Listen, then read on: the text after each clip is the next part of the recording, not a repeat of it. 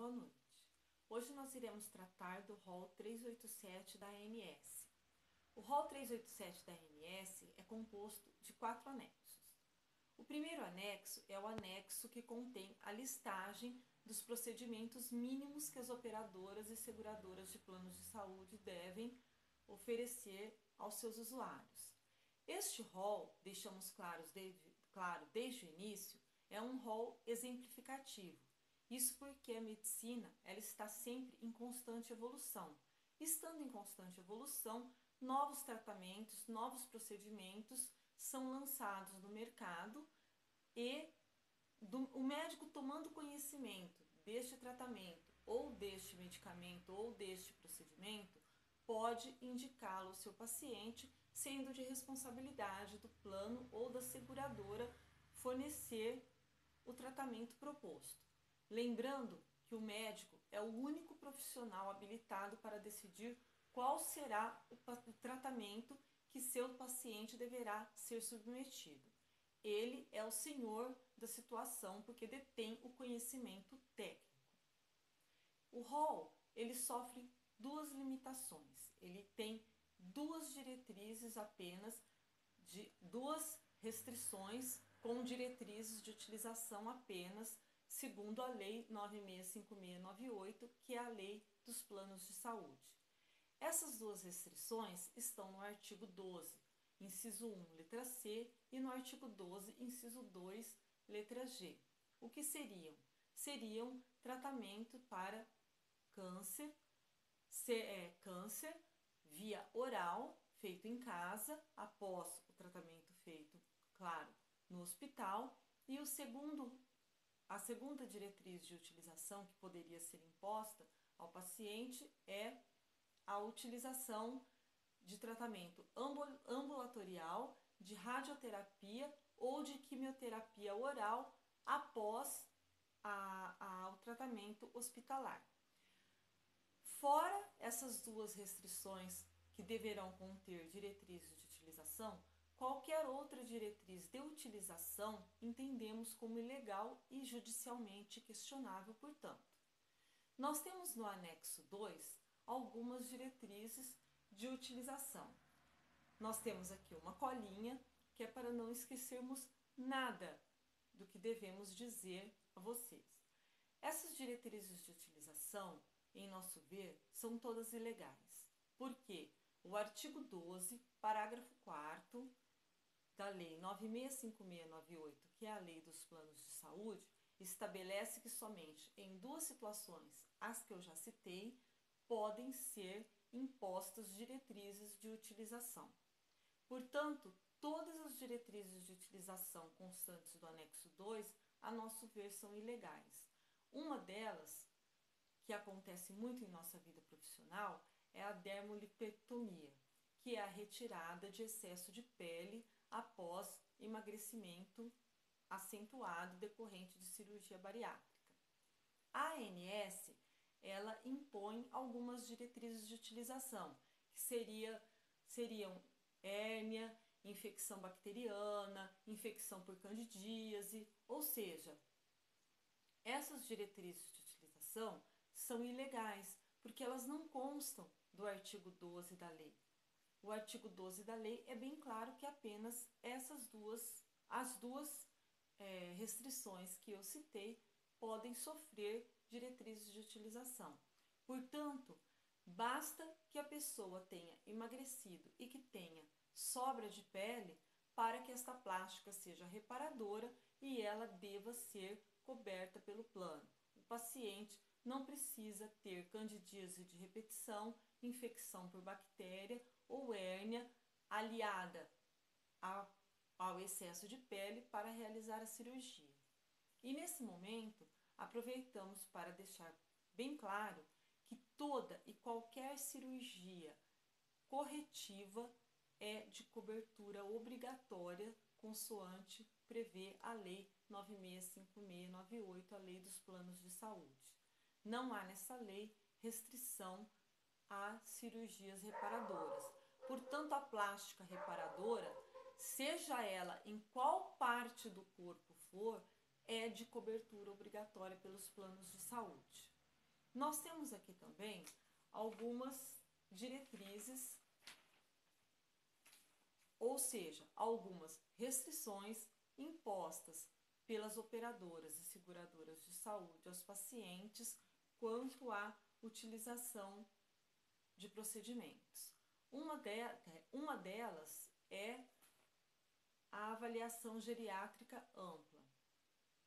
Para a avaliação geriátrica ampla, também exige a ANS o cumprimento de uma série de requisitos que nós entendemos ilegais, porque a avaliação genérica ampla não consta do rol de diretrizes disposto no artigo 12 e, mais do que isso, apenas o médico do paciente pode ter o conhecimento se esse paciente precisa ou não de uma avaliação geriátrica plena.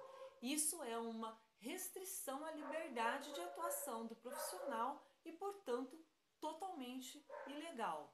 Nós temos ainda alguns critérios de utilização de procedimentos no rol, constantes no anexo 3 e 4, que, por sua manifesta ilegalidade, não serão citados, mas são disponibilizados para vocês nos links que eu coloco abaixo juntamente com o vídeo. O que dizem os nossos tribunais acerca do rol 387 da ANS? Os nossos tribunais, eles são muito flexíveis e bastante tendentes a proteger o consumidor dos abusos cometidos pelos planos de saúde e pelas seguradoras de planos de saúde.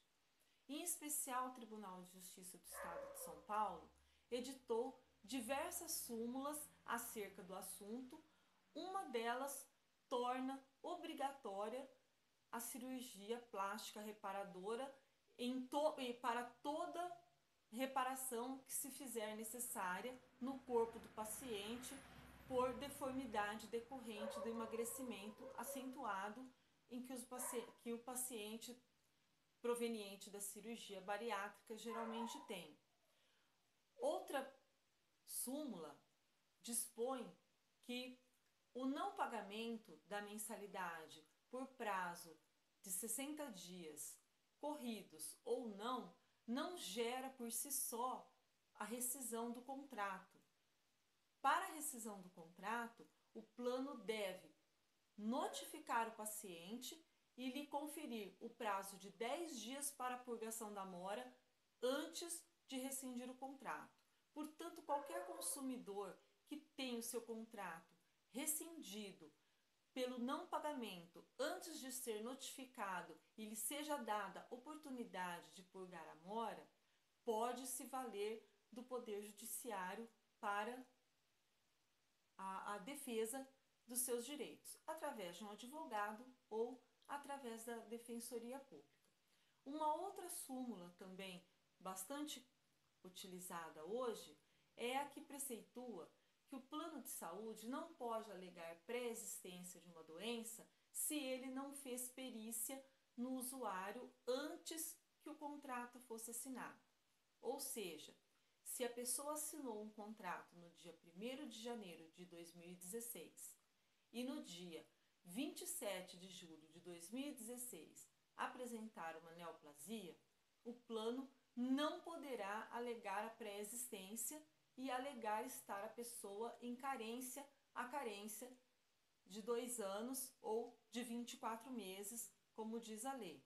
Por quê? Porque o plano não procedeu à avaliação prévia desse paciente.